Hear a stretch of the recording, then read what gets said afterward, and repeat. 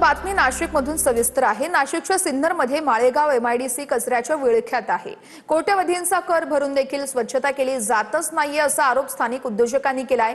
तेथील कारखानदारांकडून दरवर्षी सुमारे 5.5 कोटी रुपयांचा कर नियमित भरला जात असतानाही बदल्यामध्ये त्यांना केवळ अस्वच्छता पाहायला मिळत असल्याचा देखील आरोप केला जातोय। या संदर्भात आमच्या प्रतिनिधींनी अधिक माहिती घेतली आहे, ती आपण बघूया।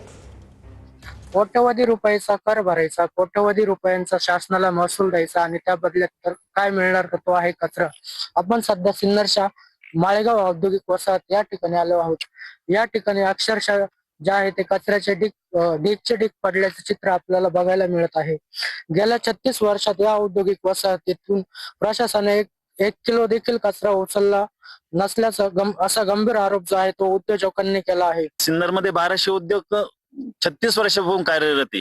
आम्ही 5,000 कोटी रुपये जीएसटी भरतो, 2,000 कोटी रुपये इथून एमआयडीसीतून इन्कम टॅक्स भरला जातो।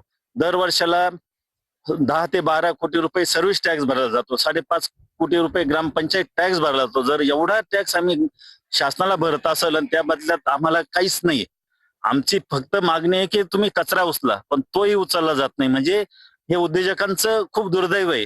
आणि योगेश माळनकर, माळेगाव एमआयडीसी, सिन्नर, नाशिक।